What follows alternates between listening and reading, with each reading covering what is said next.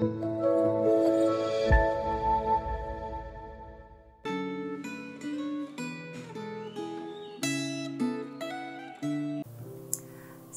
selamat pagi saudara sekalian. Kembali kita bertemu di dalam Renungan Gema. Hari ini kita akan membahas mengenai kasih Tuhan terbukti di dalam inkarnasi.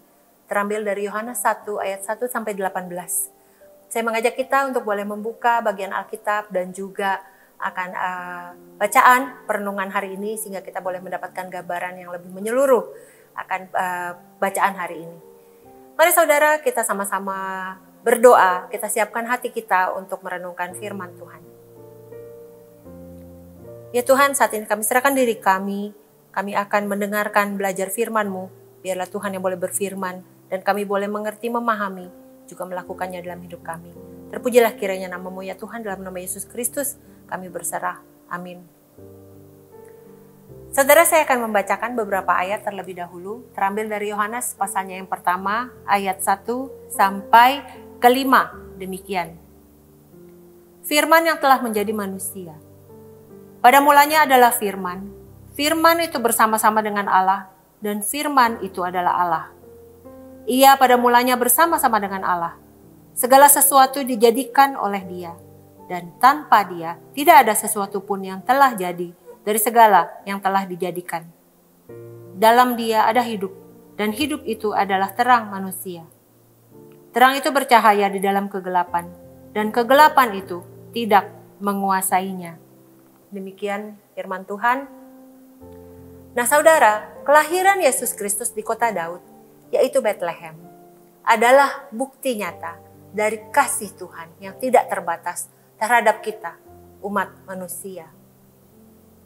Dalam Yohanes 1 ayat 14 tertulis, firman itu telah menjadi manusia dan tinggal di antara kita, dan kita telah melihat kemuliaannya.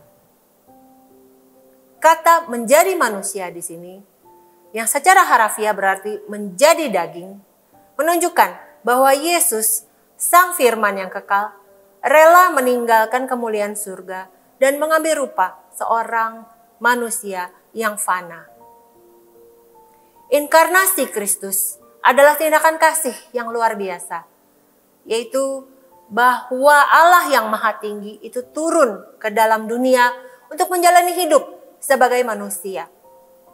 Dia merasakan penderitaan dan akhirnya memberikan dirinya sebagai kurban di kayu salib untuk menebus dosa manusia. Melalui kelahiran Yesus Kristus, kasih Allah tidak lagi abstrak, tetapi telah terwujud dalam diri anaknya yang datang untuk menyelamatkan umat manusia. Nah, di dalam setiap kesulitan dan pergumulan yang kita alami saat ini, inkarnasi Yesus Kristus menjadi pengingat bahwa Tuhan itu tidak jauh dari kita. Dunia sering terjebak dalam materialisme, individualisme, dan keputusasaan. Banyak orang merasa terasing dan kehilangan harapan, lalu mencari makna dalam hal-hal lain yang sifatnya itu sementara. Namun, inkarnasi Kristus menunjukkan bahwa Tuhan adalah Allah yang dekat dengan kita, yang hadir di antara kita, yang merasakan kesakitan sama seperti kita, dan memberikan pengharapan yang sejati bagi kita. Rasul Paulus menulis bahwa Yesus telah mengosongkan dirinya sendiri dan mengambil rupa seorang hamba dan menjadi sama dengan manusia. Di dalam Filipi 2 ayatnya yang ke-7. Yesus meninggalkan hak-haknya sebagai Allah demi menyelamatkan manusia. Hal ini menunjukkan betapa dalamnya kasih Tuhan bagi kita. Bahwa Yesus Kristus, Sang Anak, bersedia merendahkan dirinya demi membawa kita untuk kembali kepadanya.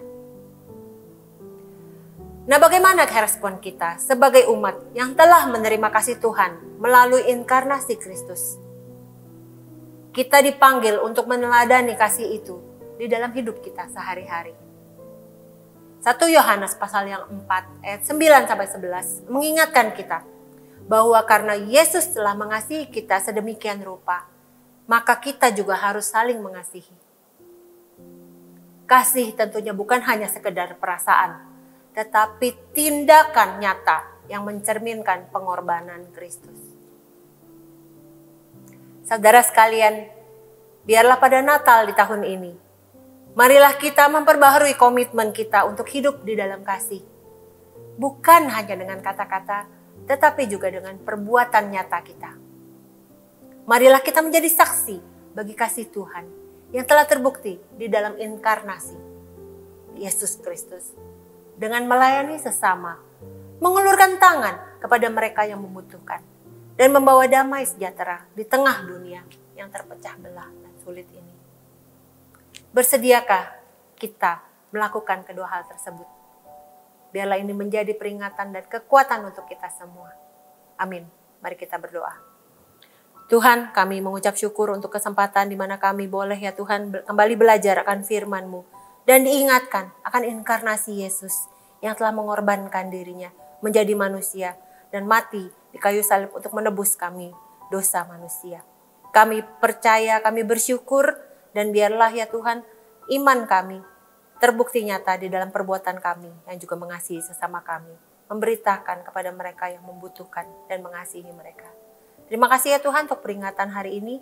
Kami serahkan sisa hari ini, biarlah Tuhan yang memimpin kami. Dalam nama Yesus Kristus kami berdoa, kami bersyukur. Amin. Selamat menjalani hari. Tuhan Yesus memberkati.